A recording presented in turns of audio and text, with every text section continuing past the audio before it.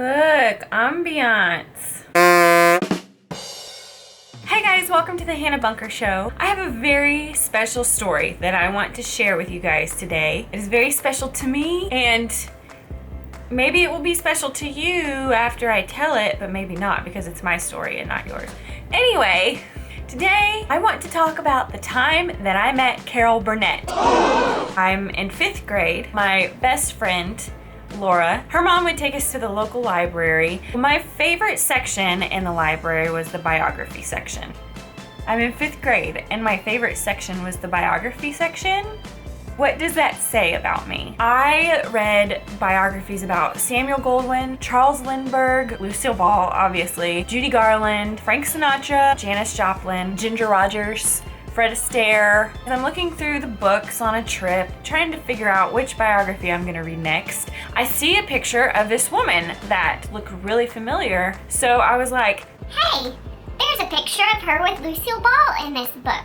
I should probably read this because she was friends with Lucille Ball. So I check out this book. It's called One More Time, and it was written by Carol Burnett. So I go home and I sit in my beanbag chair at the end of my bed and I open this book and I start reading. And then I read and I read and I read, and I think I finished this book like in 2 or 3 days. I just remember the entire time thinking, I want to be friends with this woman. she is everything I want to be in my life. She's hilarious, she's funny, she's endearing. I fell in love with Carol Burnett. I began watching her show every single day. I would record it on my VCR and I would watch reruns and I would rewatch and rewatch and rewatch those videotapes until I memorized every sketch that I could, every character that I could. And then I got my best friend Melissa involved and we began putting on shows for my family and all the neighborhood people who could stand to be at our performances for hours on end. The amount of admiration and love that I felt for Carol Burnett and feel for Carol Burnett, it's not weird. Like, I'm a normal person, I'm not a weirdo. It's just so, I just want to give her a hug and say thank you for being alive and for being around in my life when I'm a little kid. I'm this little introverted kid and I have this crazy imagination. I'm by myself all the time. I don't really fit in. I can't figure out who I am. And just watching her put a face to this silliness and craziness that I was feeling on the inside, she sort of became my best friend. Is that weird? Is it weird to say that?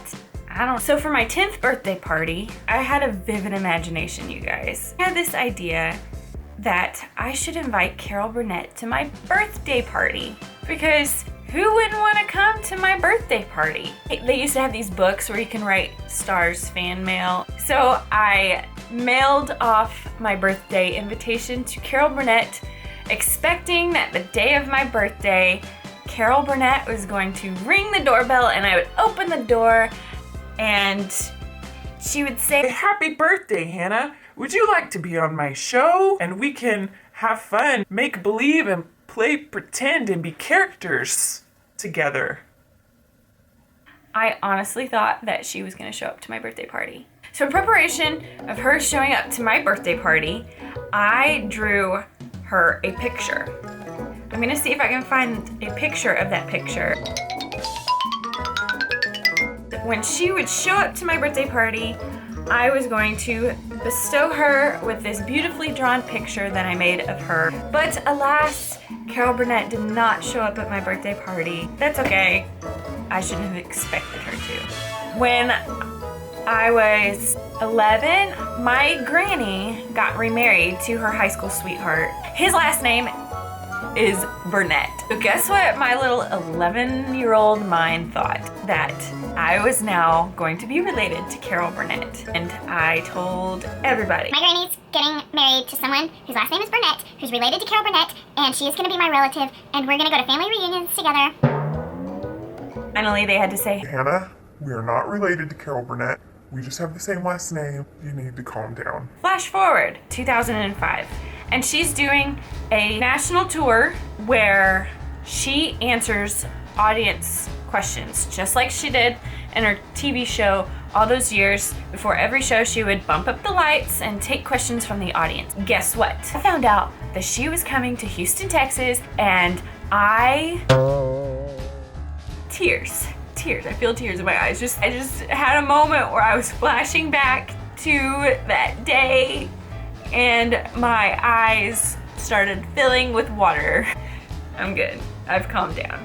We got tickets to go. I was going to be in the same room as Carol Burnett, and I had this genius idea. I still had this picture from when I had the birthday party that I drew her, and I was gonna give it to her anyway. So you know what I could do? I could take that picture to this question and answer session, raise my hand, have her call on me, and tell her the whole story about how I invited her to my birthday party. And she wasn't able to come because, I don't know, and how I drew her this picture and I wasn't able to give it to her, but I have the picture and now I'm able to give it to her and I can give it to her. So the night of the show comes. We are in the very back row of the theater. Carol was this small. Every single time it was time for a new question, I raised my hand so high and so hard. And then it happened.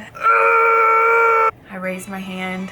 She said, "Yes, girl in the very back row." And I stood up, and then a lady popped up right in front of me and started asking a question. And I wanted to kick her ass, because that was my question. So the lady asked her question, yada yada. It was a question that a real Carol Burnett fan would know the answer to. Why waste her time and mine? And it was time to answer another question. Raised my hand. I just prayed to Jesus, like, Carol Burnett, call on me. And then time slowed down, and Carol Burnett pointed to me and said, "You, redhead in the very back row, what's your question?" And the usher handed me a microphone, and I talked to Carol Burnett.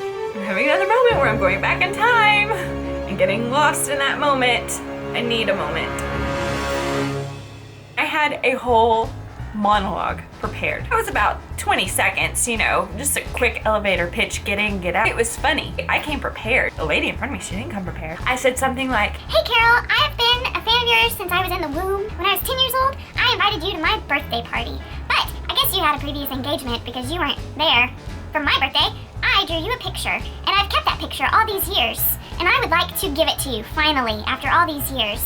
and I held up the picture. She said, "Isn't that just the sweetest thing? Why don't you find someone to bring you backstage and you can bring that picture?" Okay, moment. So I was like, "You got it, Carol." so I go backstage. I could see Carol standing on the stage from the wings. I'm in the wings. Carol is there, like 20 feet from me, and I'm like, she was right there, and all of my dreams were about to come true. It was like the stage manager and then one lady standing at a podium. The lady goes, "Is that the picture?" And I said, yeah, this is the picture. I just wanted to give it to her. She said, "What's your address?"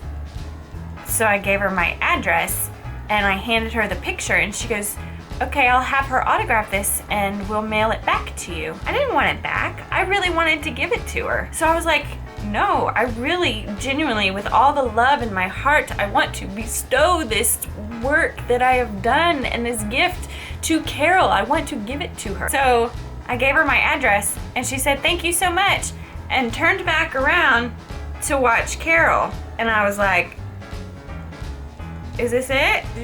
What?" And so I just said, "Thank you so much for your time," and I left.